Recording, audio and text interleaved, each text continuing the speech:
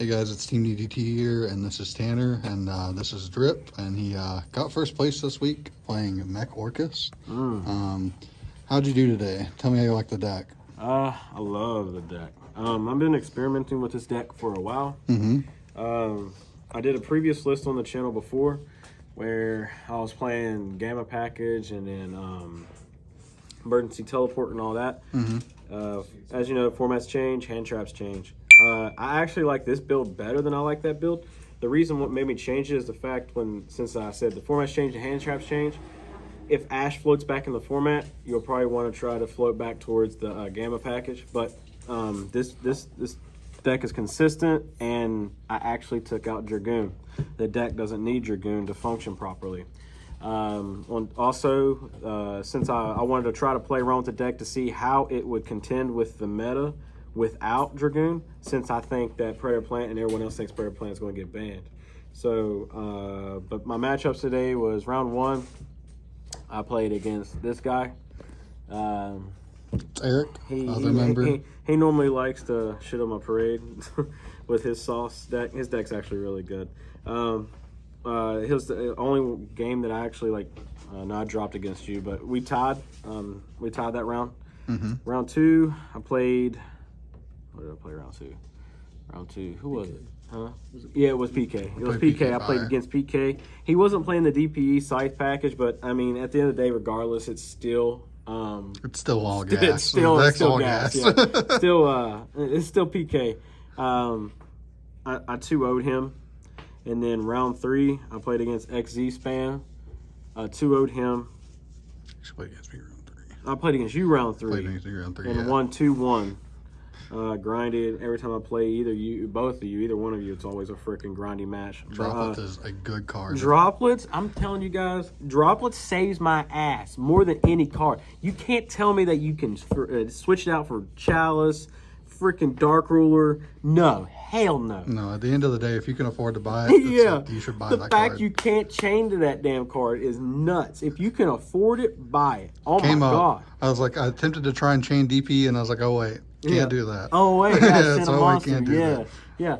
And on top of that, since it sends cards for cost, and in an Orcust deck where you want your crap in the graveyard, perfect, juicy. Just gives you more gas. Yeah, it does, man. Yeah, it does.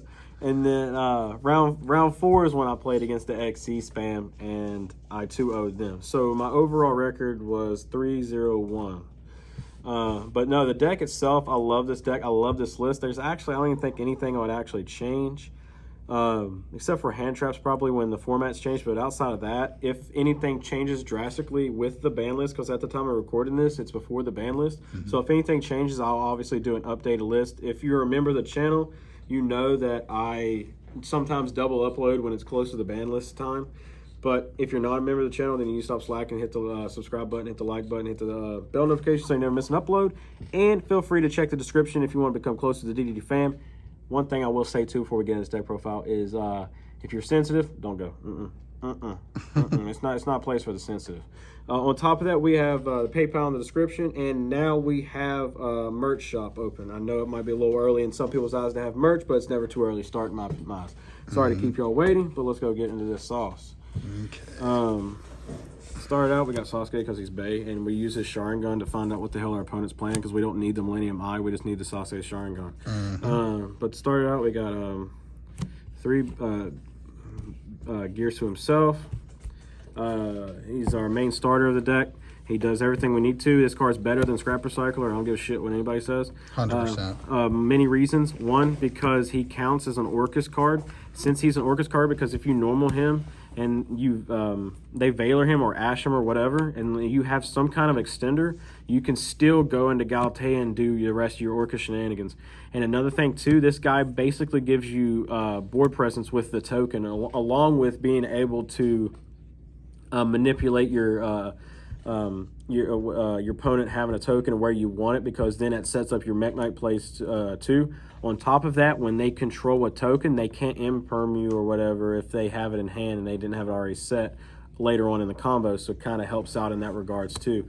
Last thing too is a lot of things that people forget about with this card is if you're going second, which this deck likes to do. This build that I'm specifically running likes to go second more so than first.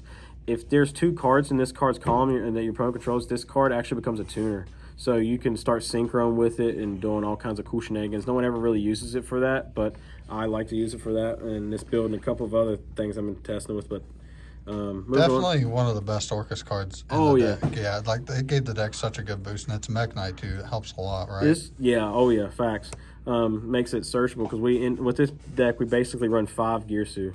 Another thing too, after like Harp originally got banned, and this card was like announced like 6 months later, it was just like the card that we need. And don't worry, because Harp's coming back anyway. So Harp will eventually come back. I don't give a shit what anybody says, it's coming back. Then I got 2. I'm running the 2, 2, 2, 1. Okay, hear me out. My opinion, this deck does one thing that a lot of decks don't do, and that's it loves to grind. This deck lives for the grind.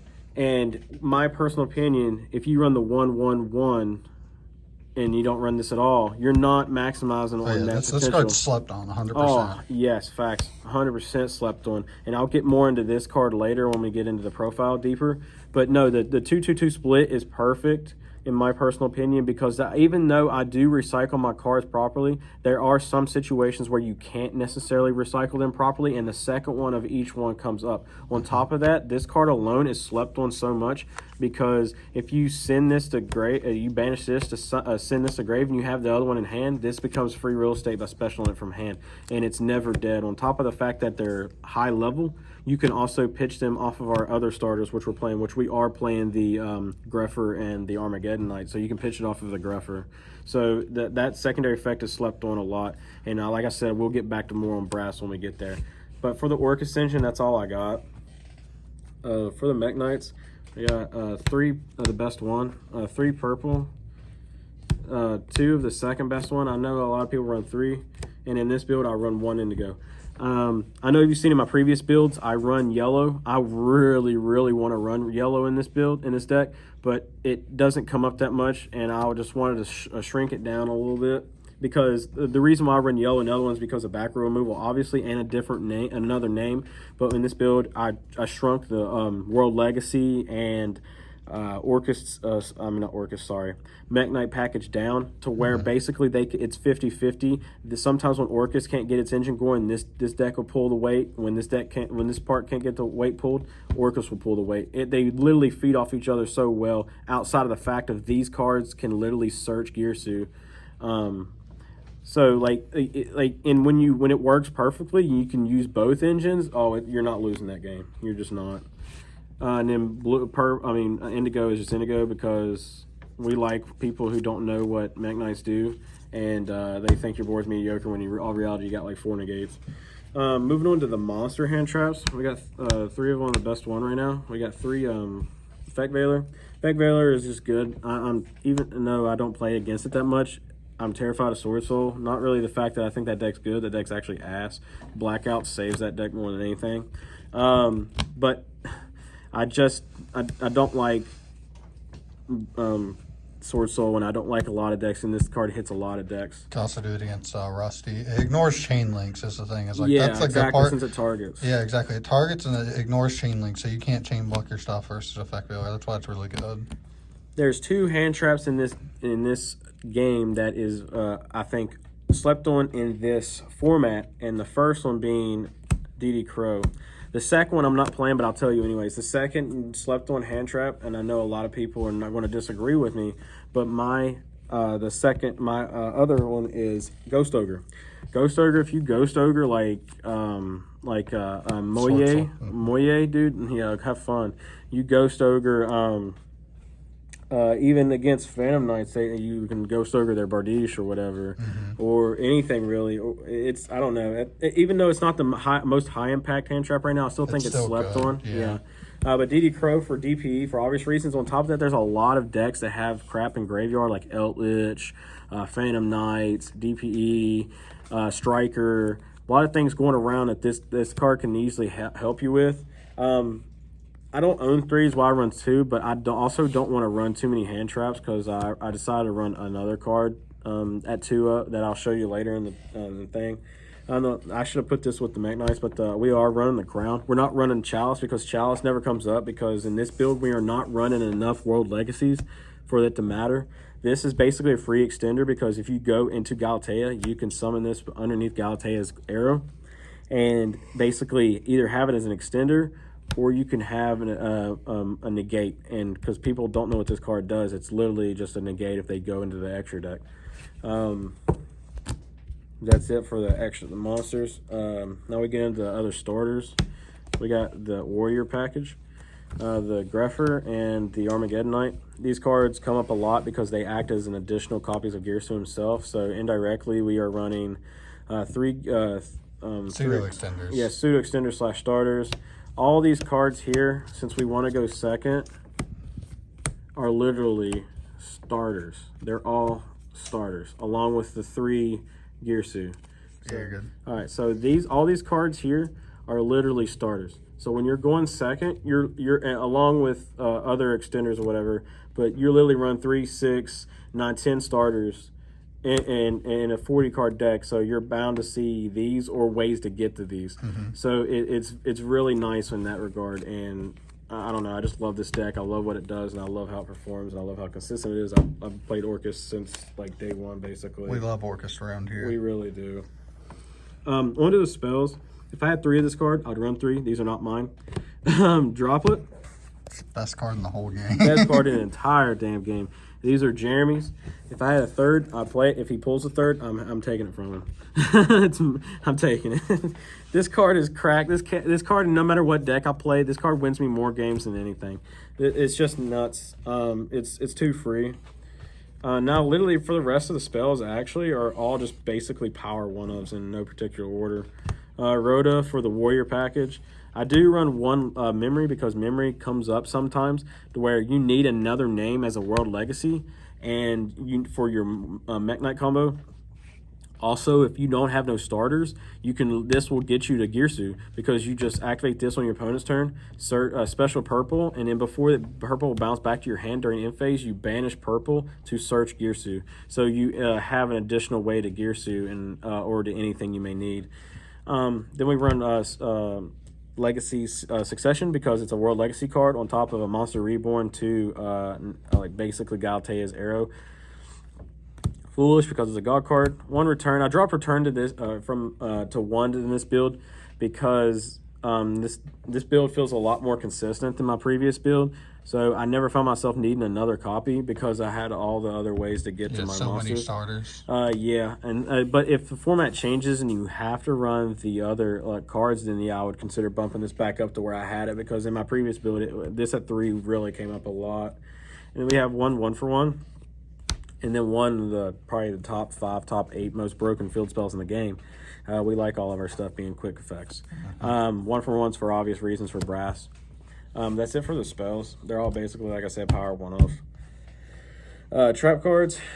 We got 3, in my opinion, the best hand trap in the game besides Ash. Like he said, it breaks chain links. And I like it. Main thing I like this card for is for floodgate turnoffs, anti-spell, IO, everything else. Also dodges talents. Yes. I like dodging opponents. Yes, talents, yes.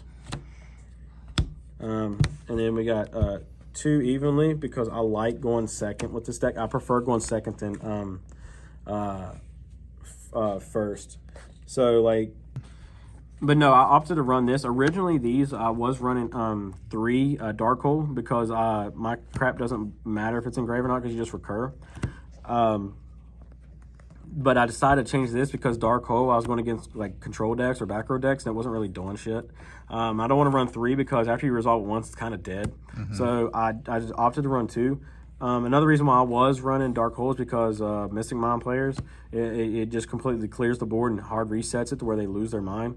But I decided to run this because it was instead of worrying about that one matchup, I would want a generic card that just says no to both. Board breakers like Evenly and Droplets right now are just really good in the game. Exactly.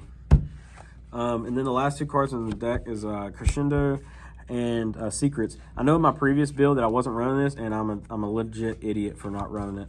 The secondary effect of this card, Searching Gearsu, comes up more than anything. Its second effect is low-key, in my opinion, better than its first effect. And its Secret is just busted. It's cracked. I love it. Definitely when you get them under the MEKK-Knight loop. So basically, if you go full combo, You can break the board while you're breaking the board. You can set this up along with filling up your grave with this. So if you go full combo, you can have up to 3 to 4 negates with this, plus a Dingirsu Send, and or if not a Dingirsu Send, then you have a Crescendo with this. So you have 3 to 4 negates with this, and then the negate, along with follow-ups, because this will your MEKK-Knights will obviously, you would combo, you would use purple or whatever to banish, and then it would come back, and then you can use that to search Girsu, and then this to stay in your grave for a follow-up later on down the road. It's really nice how this deck flows. That's it for the main deck. It's clean 40. Let's go to the extra deck. We got 2 ding. Oh goddamn, get that out of there. Sorry, I'm poor. I only have 1 ulti. 2 ding. The second ding, fun fact, actually comes up a lot. Ever since I cut the Dragoon package, the second ding comes up a shit ton. I can't describe how much I love the second ding. Then we got 2 Gao. Galtea, she's Bae. She's Construct's daughter. I don't give a shit what you say. You can't change my mind.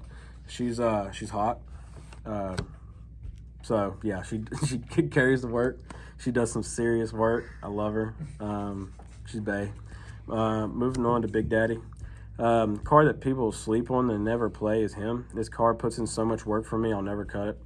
Nope, I don't think so. He's an additional Dingirsu, so you basically get to resolve Ding twice. And then basically for the MEKK-Knight combo, MEKK-Knights, we have these 3. You don't need Avermax. You know, if you're gonna make a Link 4, you're gonna make something else. You're not gonna make him. These cards are busted. Definitely when you make this, and you can link into your Galtea and shit. Just keep breaking the board. I haven't made Spectrum in a while, but this card does come up in time, and it's really good too. People sleep on his effect. He's my favorite MEKK-Knight besides purple, in my personal opinion. You don't need more than 1 Morning Star, because you're only going to resolve the MEKK-Knight combo once, basically, and after that, they're just going to be floating. On to the rest of the links. I'm going to save that sauce for last. We got the Link Rebo, the IP, the Unicorn, the Zoroboros, and the Borosword. Zoroboros, shit. Such a good card. It's such a good freaking card. You make this turn 3. If the game goes to turn 3, you're winning the game. I don't give a shit what anybody says. And then if you're playing against any deck that banishes a lot, all they're doing is fueling this card. And since it got eroded, it doesn't come back during your standby phase anymore. It comes back during the standby phase. So during yours or your opponent's, even though this card says that this is the old print. We like the Sword Soul card that banishes a lot, and that gets a lot attack, and you just have your own card that you can play with it. What's really funny is if you've been following the channel for a while, you know I can't stand fucking Manju. Is when they go off and they banish all their shit, you can summon this, and you're like, oh, that's cute. You got Manju. He's really thick. Oh, well, I got his dad. I got Zoroboros. He gets buffed up of your shit and mine. But yeah, Zoroboros is nutty. Borosword is meh. If you're, I've only made him a couple times, but he's there if you need it and just need to break boards additionally. Then I run Intis. Intis is just Intis because Maximus is running around. On top of that, we run Punishment in the side, because I'll get to more of that here in a minute. But yeah, Intis is Intis. And the last card in the deck it's up to your personal preference if you want to run this card or not. And that is Chaos Ruler. This card, you can make it off of this, and you can make it either with this, or if you summon this. 7-1 plus equals 8.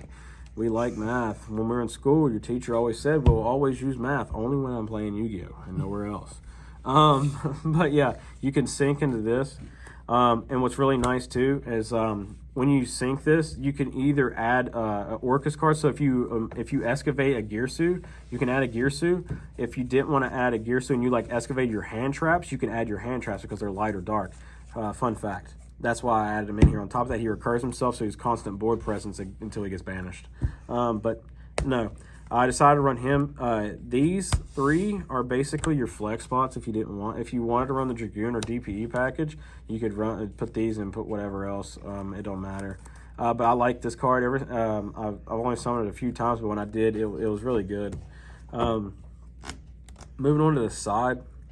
One thing I will say real quick is the reason why I'm not running DP is a couple of reasons. One, because I'm poor. Two, the DP is kind of unnecessary because in this deck, because DP is at his full strength is really good only when he's like doing his scythe lock. My personal opinion.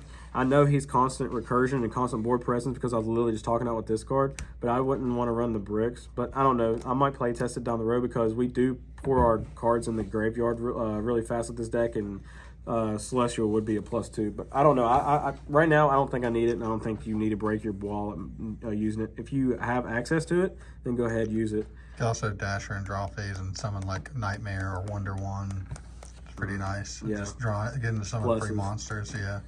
Then we got the World Legacy tokens because you can't play the deck without it. You're playing World Legacy and some World Legacy tokens off of gear, so you have to. And then Nib. This will be the Rock token eventually. My other tokens are not PG-13, so I left them at home. Moving on to the side deck, we run 3 Dark Hole, Platinum Rare because it's the best rarity. Fight me. Besides Ulti and Starlight. Dark Hole, it clears the board. Helps you out, like if you're playing against Missing Mind, this indirectly will help you if they catch you with Missing Mind mid game. On top of this, a hard reset. Goes back to board breakers. Just board breakers are so strong in the format right now. It's unbelievable. Like you can Dark Hole and against birds, and they really can't do a whole lot about it unless they have Oath. It's just board breakers are really good right now. I prefer this over Lightning Storm because a lot of people play. Smart players will play around Lightning Storm and put their stuff in defense, and you just play around it. I know the versatility Lightning Storm has by hitting either or, but I just don't. I like Dark Hole better. We got 2 Cosmic because it, for the small cost of 1,000 life points, you can banish anything problematic. Moving on to the traps. Sorry, my stuff's in not in order.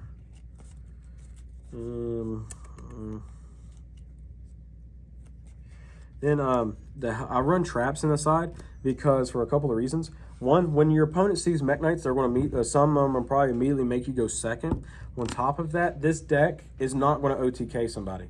This deck is not going to probably beat somebody the second turn. It can. Will it? Probably not. This deck does one thing and one thing only it likes to do, and that's outgrind their opponent. On top of that, since you run MEKK-Knights, if you run traps, you have grindy cards. On top of having grindy cards, you have cards that help break the board. On top of help breaking the board, you also have cards that help you make columns. Because the second your opponent finds out you're playing MEKK-Knights, they're going to try to play around columns. So if you're playing traps, you can make your own columns, basically. On top of like playing when your opponent's like messing their stuff around, you make your own columns with their stuff. So it comes up clutch, and I love it ever since I have the traps. Starting out, we got a 2 Trap Trick because it searches all of our normal traps. And then we got a Old School Compulse. And then we got Dogmatic of Punishment. The extra deck lock off of Dogmatic of Punishment does not matter because by the time you get to this or by the time you activate this, you have a full graveyard. On top of having a full graveyard, you're gonna be rotating from the graveyard to the main deck. Graveyard to the main deck. You're never going to summon anything out of the extra deck. And if you do, you're already going to slowly break the board enough to where this card will the drawback will be gone. It'll be like a turn or 2 later. It's where the 2 symbol skeletons come up because it's just the recursion that you can play on your turn. Exactly. Thank you. Exactly. It's where the doubles come up. So basically, this is what the Intis is for. You send Intis in this, and you get a double pop along with help breaking their board with like Ding or the negates with the MEKK-Knights or whatever the case may be. So it just additional interruption. Exactly. Moving on to more back row hate, and because it discards for cost, and you get your Orcust engraved. Twin Twisters, you don't need 3 because we run the Cosmics. Sometimes some people that sit beside me like to play cards that like to get destroyed and go into the graveyard, so we just would rather banish them. Starlight Road. Starlight Road. Yeah, Starlight Road. A good card. But yeah, it gets your Orcust engraved if you draw. And then the Saki card I only draw against my friends and no one else. Duster. I never draw this against anybody else but my friends. Free real estate. Yeah, free real estate. It's the OG. And then the last card on the side is Pank Pank. because we like board presence and can pop anything really. You have room in it, you should always play pink because it's just a great going second card. It's a bait and it kills cards. It's very good. I wanted to run red reboot, but I didn't have room. But no, guys, that's it for the main, extra, and side. Like I said before, there's not much I would actually change, if anything at all. I can actually say there's nothing at this moment I would change. I love the deck the way it is. One thing I will say is if Harp comes back in a week or two, at the time of recording this, we're about 2 weeks away from the thing. I don't really know what I would take out. I think, if anything, it would probably be... You could, if I had the money, what I know what I would take out. If I had the money, along with Harp coming back, I would take the 2 evenly matched and put in a 3rd droplet and put in the 1 Harp. The Orcust engine wouldn't get shrunk down at all. And even with me running that big of an Orcust engine, I wouldn't run an additional return probably. I don't think so. Because the deck wants to go second anyway, so you get that 6 draw plus the MEKK-Knights, and the consistency ceiling is kind of high anyways. Granted, you can still brick. Every deck can brick. But that is actually it for the main, extra, and side, guys. I hope you enjoy it. Please drop a like if you haven't already. Hit that subscribe button and hit the bell notification so you never miss an upload. Check the Discord out, PayPal, and merch is linked down below. But with that being said, guys, you have an awesome night, morning, evening, whenever you're watching this video. I hope you all stay safe in the age of COVID out there. Drip, Team DD out. Peace.